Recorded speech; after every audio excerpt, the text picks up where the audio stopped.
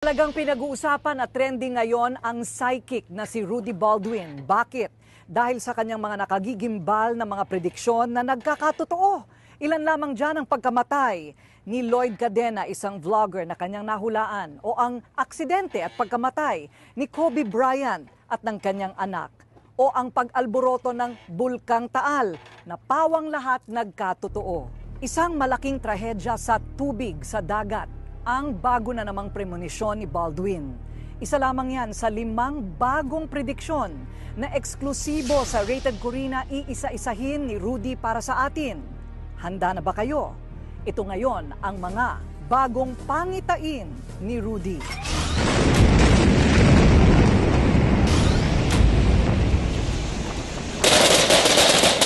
Sa dami ng trahedya, sakuna, paghihirap, Power to the people! kaguluhan at pandemya pa na nangyayari ngayong taon. Nabubuo ang maraming tanong at takot sa atin. Malapit na ba sa katapusan ang mundo? Ito ba'y signos na nariyan na ang paghuhukom? Sa mga tanong na ganito, lumutang ang pangalan ni Rudy Baldwin. Ang pinag-uusapan ngayon na psychic sa social media. Ang kanyang mga premonisyon, kanyang ipinopo sa Facebook. Malayo pa ang pangyayari, kaya dokumentado ang pagkakatotoo ng kanyang mga prediksyon. Ilan sa mga nagkatotoo daw sa mga ito ay ang pagkamatay ng isang politiko sa Bulacan. Gayon din ang lindol sa Davao. Maging ang pagkamatay ng batikang aktor na si Eddie Garcia, nakita din daw ni Rudy. Hindi rin daw nakaligtas sa kanyang mga mata ang pagkamatay ng basketball legend na si Kobe Bryant at ang anak na si Gianna.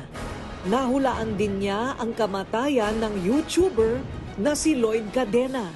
Pati ang pag-alboroto ng Bulkang Taal ay bumulaga sa kanyang premonisyon sa Facebook. Ano ba ang kwento sa likod ng pangalang Rudy Baldwin? Kailan ang unang beses na nalaman mong kaya mong makakita ng mga hindi pa nangyayari? 5 years old. 5 years old? Kasi tuwid na talaga ako magsalita niyan. Yung mga kapitbahay namin, pag halimbawa, nasa labas ako maglalakad, sabi ko, alam mo, yung anak mo ha, naglalaro ng ganito ha, masunog yung bahay niyo. Sige kayo, masunog na yan, sunod na linggo. So ako pupunta sa bahay namin, yung anak mo nagsasalita ng ganon. Sabi ng papa ko, o di ingatan nyo, masunog talaga yan. Yung anak ko, wala akong magagawa, may gift yan. One more time nga na naglaro kami sa labas. So may dumaan tong lalaki, sabi ko sa kanya, Kuya, next week, mano ka, maaksidente ka talaga. Ang bilis kasi ng takbo niya naman, Miss Corina. Sumalpok talaga siya nung tinanggal nung dumungaw ako mukha niya. Anong sabi ng mga magulang mo? Much mo nila akong ingatan. Parang hindi nila ako masyadong pinapalapit sa ibang tao. Kaya din daw ni Rudy na bigyan ng swerte ang kahit na sino dahil ang mga numbers na lalabas sa loto, kaya din daw niyang makita. Yung mga binibigay ko lang na number, isang family lang. Sila yung talagang nananalo sila, Miss Corina. Pero sa ngayon kasi... Meron ka nang napanalo sa loto? Marami na sa sa page ko. Ganon? May nanalo na OFW, nag-thank you naman siya. Pero hindi ako nag-expect na nga may i-return sila. Ito tinatanong sigurado ng iba. Bakit hindi mo gawin ang sarili mong bilyonarya? Yun na nga, Miss Corina, tinatanong ko nga sa Diyos, sabi ko, Lord, bakit tayo mo ako panalunin? Since ako naman nag-vision. Sumubok ka rin naman. Sumubok ako. Totoo. Totoo, pero nung nagtanong ako sa kanya, pagtulog ko madaling araw, parang sinabi sa akin ng Diyos, maging okay rin naman ang buhay mo dahil sa mga taong tinutulungan mo. Paano naman ang love life ng isang manghuhula? Paano yon? Hindi ka na nag-asawa? Hindi na. Bakit? Mas okay na ako sa ganito. Kasi Miss Corina, minsan, pag may nanliligaw sa akin, pag nag-isip ng negative, naririnig ko, nababasa ko, tapos kinukumpronta ko siya, di siya maka-imake, tapos sinasabi sa akin, nakakatakot ka naman. Umaalis, umiiwan. Hindi ako pwedeng hindi sa wala, it's a choice lang talaga It's na a choice. okay na ako dito. Talaga. Ano sa palagay mo ang ano mo sa buhay? Ang purpose mo talaga sa buhay? ito na talaga yung linya ko sa pag-revision, sa pag-tutulong sa ibang tao na, halimbawa, Madam, di ko alam kung bakit napakamalas ko. Madam, di ko alam yung business ko bakit bumabagsak. Yung mga nag-reading, ito na yung linya ko ngayon. So ito na yung pinaka-totally finally na sagot. Naging OFWs din ako, kung saan ako nakarating, hinahanap ko pros. Sinasabi talaga ng Diyos sa akin, wag mo akong hahamunin dito ka talaga, ilalagay kita. Pero hindi niya kayang pigilan ang mga panguhusga sa kanya ng ibang mga tao. Dahil sa kanyang mga kontrobersyal at nakakaalarmang mga post sa Facebook, hindi maiwasang mabash si Rudy. Nakakatanggap din daw siya ng mga pagbabanta sa kanyang buhay. Kaya nga ako lumipat ng ibang lugar eh. O ganito, may mangyari sa'yo Rudy, ganitong oras. Ganito ang gagawin siya ng tao na to. Iwas na ako. Kung mayroong nakatakdang mangyaring masama sa isang tao, pwede pa ba niya ito pigilan o baligtarin? O pwede naman, Miss Corina. Parang sakit lang yan, Miss Corina eh. O nakikita ko in the future na ikaw magkasakit ka ng heart failure kasi nga daw abuso ka sa pagkain, wala kang exercise. Kung nasabi ko sa'yo ng maaga, sa ganong age, hindi mo na maranas yan kasi pipigilan mo na dito. Magbabago. Why not? Pero ang bagay lang siguro pag dumating yung lindol, kahit nangyari man yung lindol, hindi ko mapigilan, hindi natin mapigilan, ikaw naman, safety. Sa ngayon, parami ng parami ang followers ni Rudy. Mayroon na siyang halos 3 milyon na Facebook followers. At patuloy ding nadadagdagan ng kanyang subscribers sa YouTube.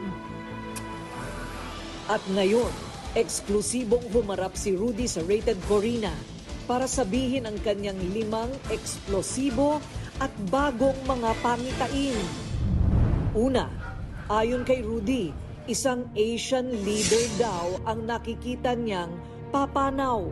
Yung pangalan niya ay tumatatak talaga. Masawi siya mismo doon kung saan siya nakatayo. Kasi nakita ko sa vision ko, nakaharap siya sa maraming tao.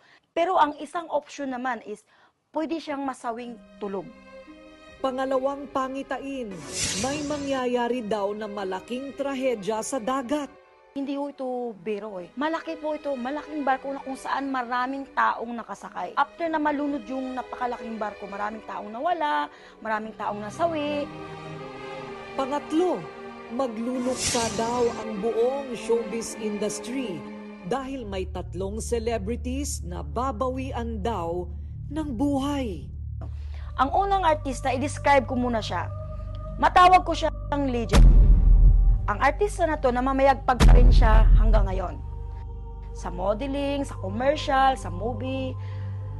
Pero meron siyang political side. Ang ikakasawi niya is yung karamdaman niya. Pangalawa, artistang lalaki. Medyo nakikita ko siya sa politika, pero ang ikakasawi niya is part of murder. Pinasok to sa loob ng bahay, saka to siya pinatay. Yung pangatlo, isang teenager. Bata pa lang ito. Ang nakita ko kasi is, yung pagka-aksidente niya talaga ay kakasawi niya, pero ando doon kasi yung words na careless.